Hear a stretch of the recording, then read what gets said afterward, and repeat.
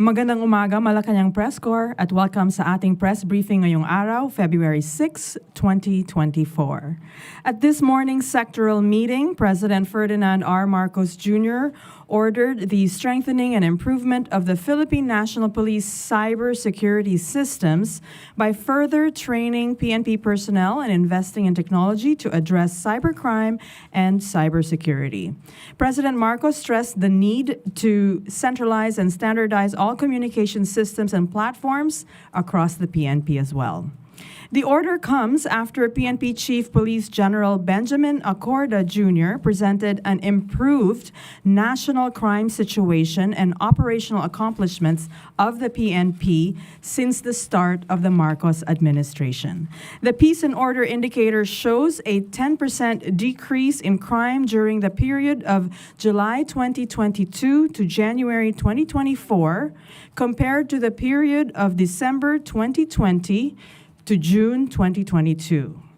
Other areas that continue to be given serious attention are actions against illegal drugs, loose firearms, e-sabong and illegal gambling websites, and communist terror groups. To tell us more about the Marcos administration's policies and programs in dealing with these crimes, we are joined by DILG's Secretary Benher Abalos Jr. and PNP Chief Benjamin Acorda Jr. Good morning, Secretary Abalos and PNP Chief Acorda. Good morning, Daphne. Well, nandito po ngayon tayo ngayong tanghalian para ipresenta ang talagang napakagandang performance po ng Philippine National Police under kay Ben and Ben tuloy, kay Benjamin Acorda Jr. No? So pareho rin kami na initials. In any case, siguro mas maganda si Chief ng PNP ang magsabi tungkol sa performance po ng Philippine National Police. Chief Ben? Yes, sir. Hello. As presented earlier this morning before the President, and we reported our accomplishments. Although seemingly nakita natin na nag-improve yung crime statistics, na it went down by 10%. But as we dissected further these crime statistics, there is a need for us to focus on cyber crimes. Yun ang nakita natin na medyo tumaas as reported during the last quarter. And in line with that, as instructed by our President, we are intensifying, we are capacitating our police officers on the ground, especially as of previously, ang ating cybercrime group is only up to the regional level lang. But this time, we are training our personnel, and our objective is that down to the police station level, municipal level, we will have police officers who are trained to handle cybercrime or online crimes. Okay, in line with this, under the DILG is the Public Safety College. No? For everyone's information, kung gusto mo magbombero o kaya may mga courses sa police, ito po ay under the Public Safety College, which is under General Sevilla. Alam niyo po, ang humahawa kayo ng cybercrime ay talagang, sabihin natin, very technical ito, no? Very specialized field. At kuminsan, let's face it, talagang maraming nawawala, maraming pinapirate dahil isa sweldo. So, magkakaroon ngayon tayo sa under Public Safety College ng National Cybercrime Training Institute.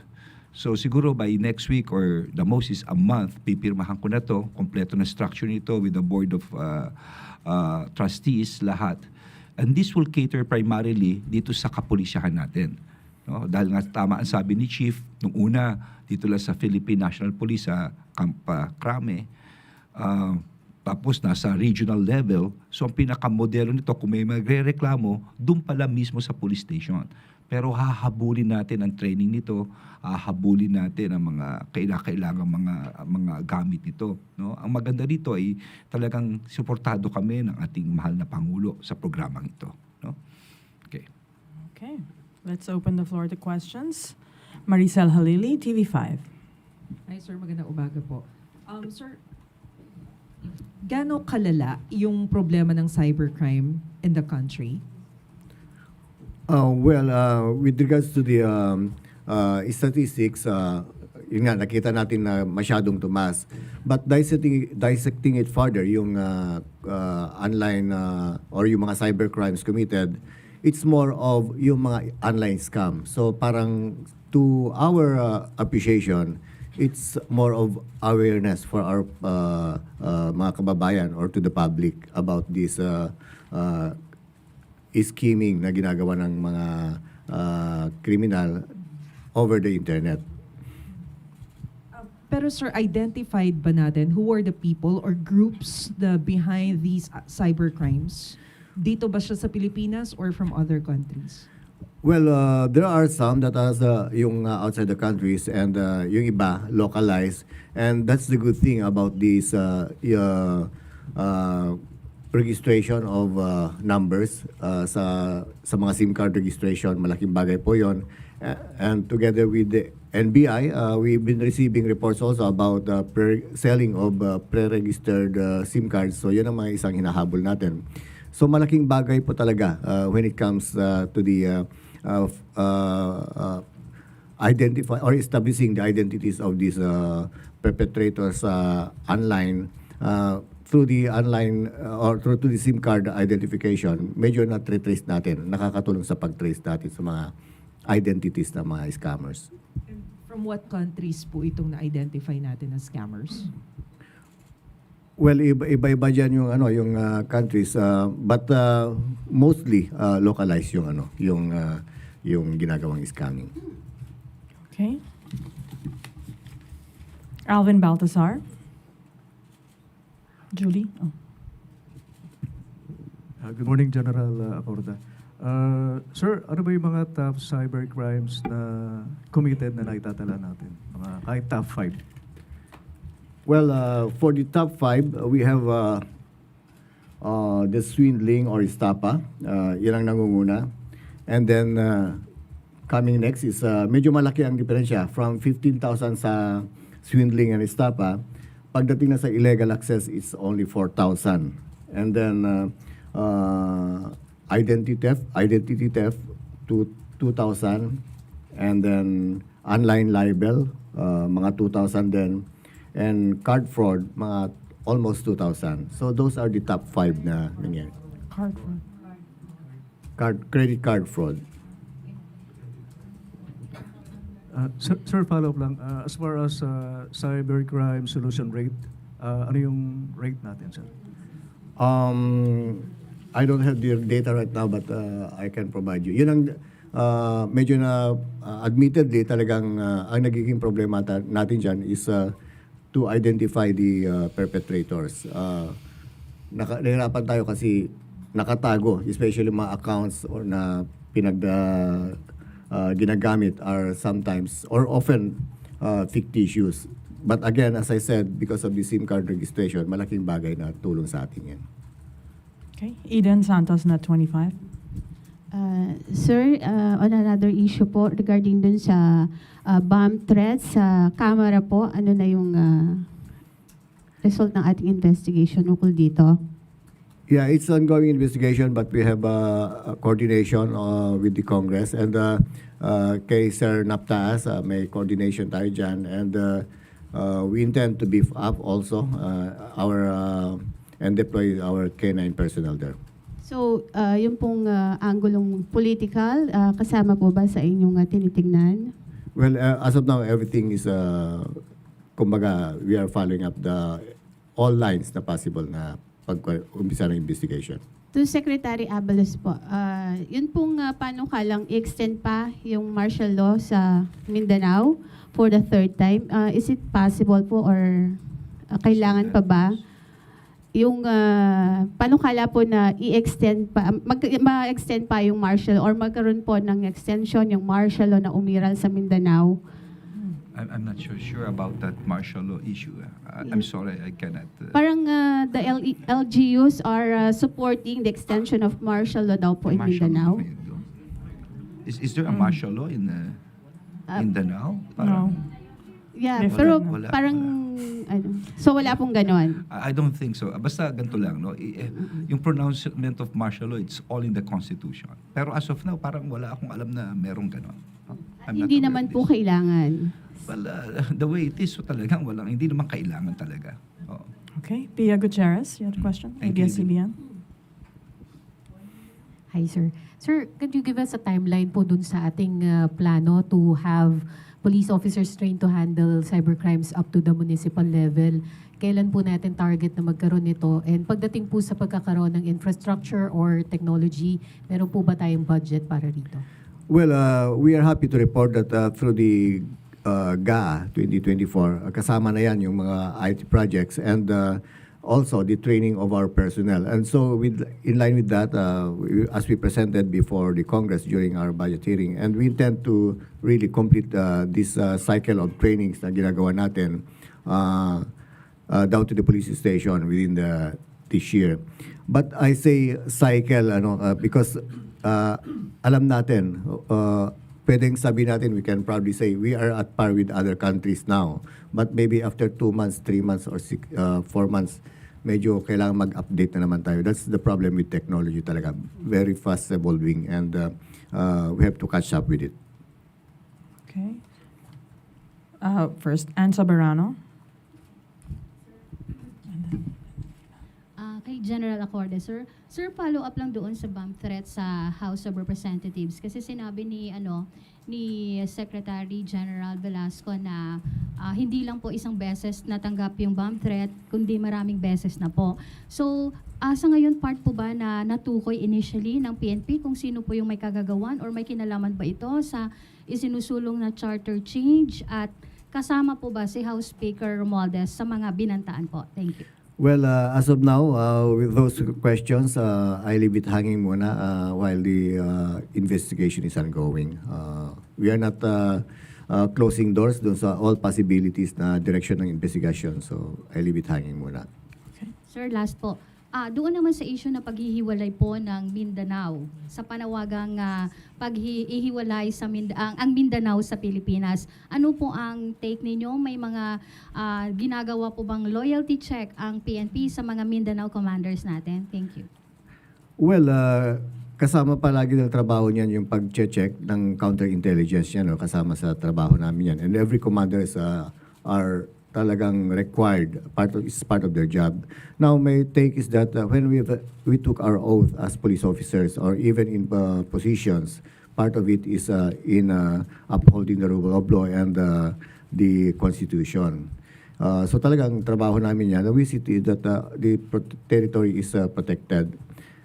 And also on a personal note, lumaki po tayo sa field and I grew up also in the Mindanao as a young officer. And we have our own share of yung mga sacrifices natin dyan. Even to the other side noon, yung mga ibang mga kababayan natin. Ngayon titikman na natin ang kapayapaan. And as of now, kinakausap ko sila. Sabi nila, let's not go back to those days. Let's give peace a chance. And I think what we have now, maganda na to. So I don't think na guguluhin pa nila yung sitwasyon. Did you want to add? Actually, gumawa na ako ng statement about this issue of secession that napakalinaw sa ating konstitusyon, no? Ang ating nakadefine ang ating territory ito, ang ating ang sovereignty, that it should always be one nation, united and undivided. It should always be like that. Hindi po pwede. At pangalawa, siguro nakita nyo yung mga governors na lumabas, ang BARM governor, sila Alipax Mangandadato, Baymare Mangandadato, marami na naglalabasan dito that they're from Mindanao themselves. And even us here in the room, alam natin lahat ito that talagang hindi po pwede ito. We're just one nation, we're one republic here. Thank you. Okay, Ivan Mayrina, GMA7. Either Ben can answer. Answers. Sirs, natakal din po ba yung tangkang panghahak sa ilang mga websites ng government agencies, including that of the President's website? At ano ho ang instructions ng Pangulo tungkol dito? Well, actually, siguro tomorrow sa DICT, si Ivan na mag-explain tungkol dito. Mas nasa position siya, no? But one thing is certain, lahat ng paraan ay talagang ginagawa ng ating pamahalaan ukol dito. the one in charge here is the ICT. On the part of PNP, for our data, part of it is may project na tayo dyan about the establishment of a cyber security center, and this intends to address yung mga hacking and a part of the data ng PNP. And I do believe other agencies are in aligned to that objective also. Lasa lang po. Sir, in terms of capability, where are we in terms of our ability to respond to the increasing number of cyber attacks, and considering that the cyber criminals are getting more and more sophisticated? Nasaan ho tayo yung realistic assessment sa kakayahan natin? I don't know what kind of measurement ang gagawin natin, but with regards to the yung mataas na incidents, especially on the scamming, so it's more of awareness. I think what we are doing right now is part of it. At least matututo ng ating mga kababayan that marami ang nabibiktima, maybe that will dissuade them. But with regards to our capability, yung sinasabing gamit, hindi naman tayo sobrang malayo. But when it comes to technology talaga, nag-evolve, it keeps on evolving. And maganda naman ang sharing natin, coordination with other countries. Yung mga maunlad na bansa, they train us, they train our personnel, especially on the investigation, mga transnational crimes. They are very much supportive and helpful in really training us and equipping us the necessary knowledge and skills in the conduct of investigation of such crimes. Actually, Ivan, right now, the ICT for the last several months has been coordinated with different agencies of government, para sinasabihan nila kami anong weakness, anong vulnerability. So it's a good coordination between the ICT and the different. Pero mas papabaya ko na siya ma-explain tomorrow about this. Okay. Kyle Atienza, please pass the mic in the back. Sir, has there been a study na po on the cost of cyber crimes for the economy? At least last year, sir.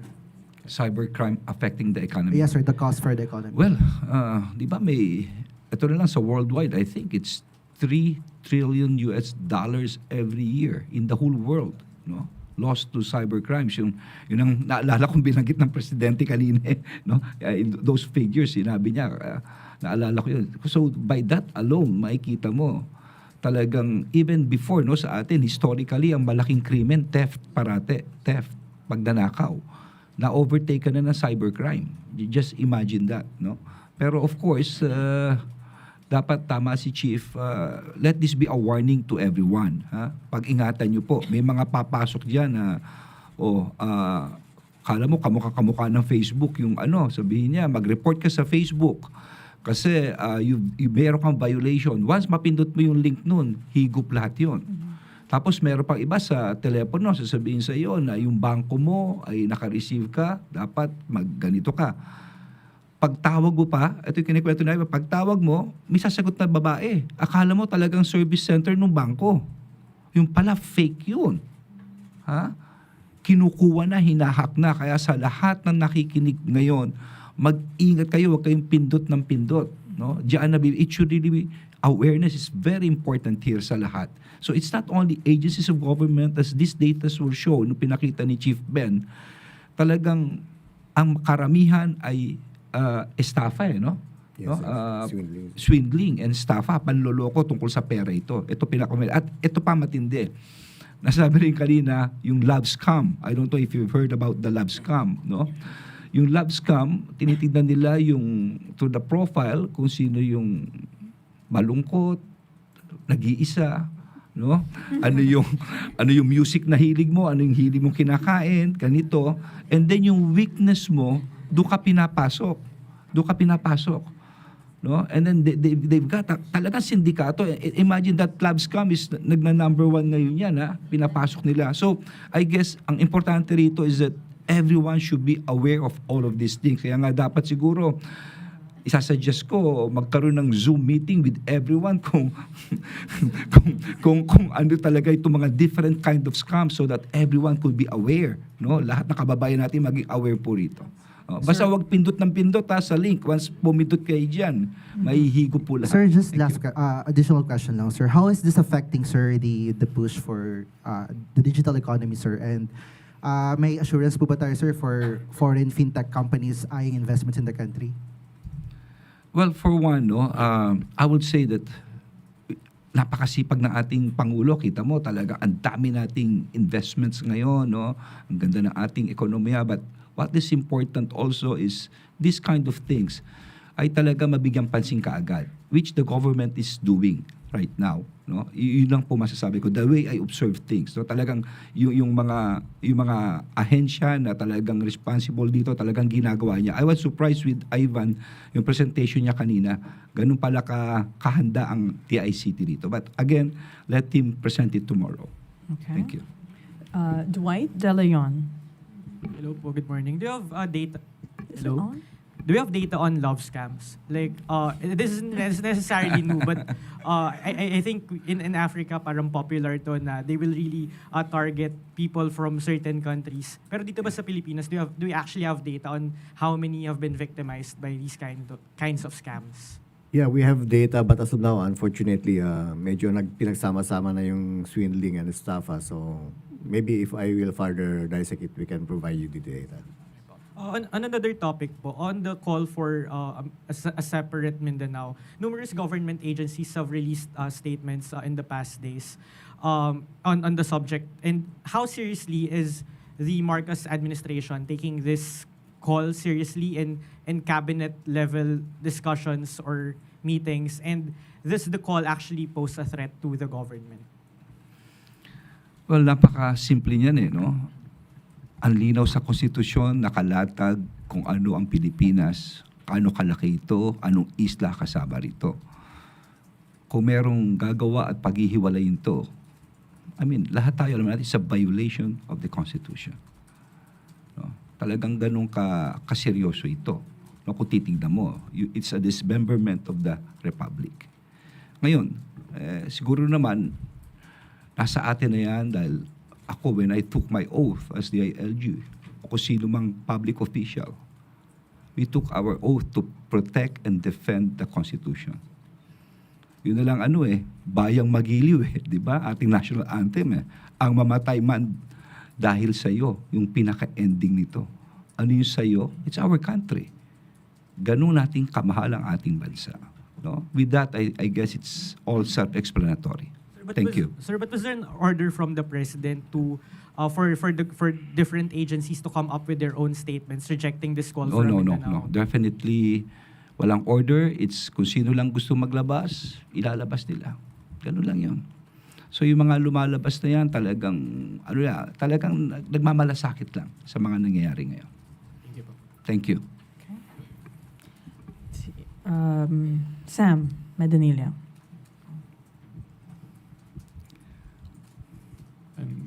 Hello?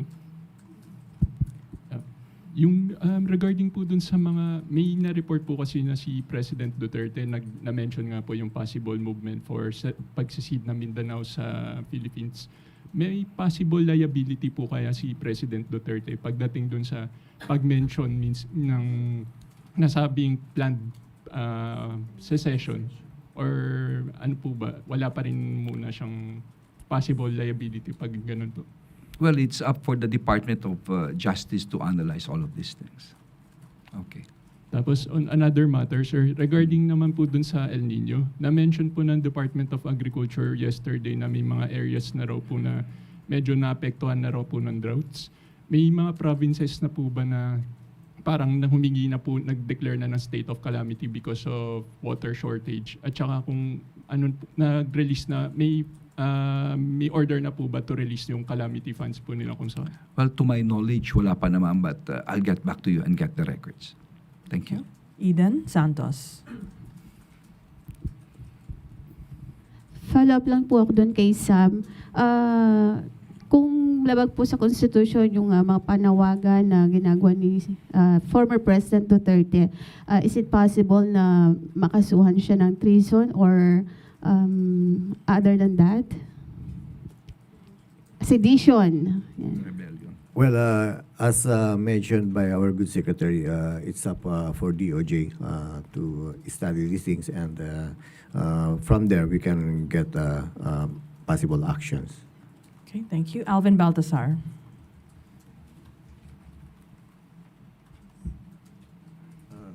Secretary, General Acorda will be retiring on March 31. Extended ako yung General. Meron na ba kayong ipinasa shortlist for the possible successor of General Acorda? Well, wala pa naman, but I would like to congratulate General Acorda right now for doing really a splendid and excellent job. No, nakita naman natin how he steered the Philippine National Police with this wealth of experience. Not only is he doing an excellent job right now, but likewise for the future, lahat ng dapat ng mga gaps. No, and by the way, I think the PNP reorganization law has been passed yesterday. Yesterday ba, no? Yes, sir. By, Third reading, sir. on third reading. O ano na, no? So malaking bagay ito for the Philippine National Police. Ito yung mga issues before about the number of officers, etc., about their functions, no? So gusto ko rin pasalamatan ang Kongreso at ang Senado rito. Okay, thank you. Follow up na lang. Ace, oh sorry, go ahead. Sorry. Ma'am, sorry pero sundan ko lang yung lab scam. Kasi napapanahon medyo malapit na yung Valentine's Day. Do we expect na pwedeng samantalahin ng mga ng mga loko-loko yung Valentine's Day para fall in love lalo na doon sa mga nalulungkot? Yeah, it's not a remote possibility. So again, thank you for this, and maybe through this activity we are doing now, this press conference, maybe it will make our concerned citizens to become aware. Actually, ganito yan, ano, sa mga nakikinig. Talagang puro love tayo ngayon. Okay. Yung sa love scam sa kato, kuminsan nakalagay yung mga hilig mo, mahilig ka sa music, anong hilig mo sports, no? Tapos papasukan ka nito as if kakilala ka. Kung hindi ka naman kakilala, yung para ba sabihin niya, naku, pareho para tayo mahilig sa ganito, yung pala napag-aralan ka na. Ganun lang yun. Hindi lamang sa mga love sick, kung hindi na rin sa mga namatayan ng anak, etc., sa mga byuda, sa mga ganito, ganyan. So, all angles. Pero, itong love scam talagang, tama ka, magbabalentine na, medyo pag-ingatan lang po natin. Yung hindi natin kakilala, pag-ingatan natin ang gusto. Thank you. Okay, Ace Romero. For PNP chief, no, President Duterte called on the military and the police to, his term was correct, no, yung ginagawang People's Initiative, kasi sabi niya, his words, trabaho nyo yan. So ano po yung take ng PNP dun sa call niya to supposedly to correct yung ginagawa ngayon na People's Initiative, which he called a fraud? Well, if we go to the Constitution, there's nothing illegal about the People's Initiative. There are three modes of amending the Constitution, and the People's Initiative is one. As long as there is no coercion, bribery, and anything that is tantamount to violation of the law or to the intent of the Constitution, the PNP cannot come in. So hanggat wala pang evident na culpable offense committed, the PNP cannot come in as part of upholding the rule of law and of course protecting the Constitution. So yung mga violation, halimbawa po yung allegation ng bribery, yung using of resources to prod people to sign, could it be violations? That can be interpreted as violations, but of course we need evidence, we need Sony statements and other things to support such allegations. But unless nothing is proven, the police won't intervene. We cannot. Okay.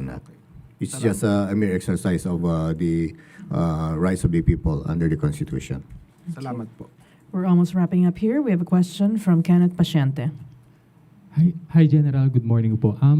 Sir, how can you rate crime rate or peace and order in the Philippines sa ngayon? Masasabi po ba natin mas ligtas kumpara noong mga nakaraang taon, sir?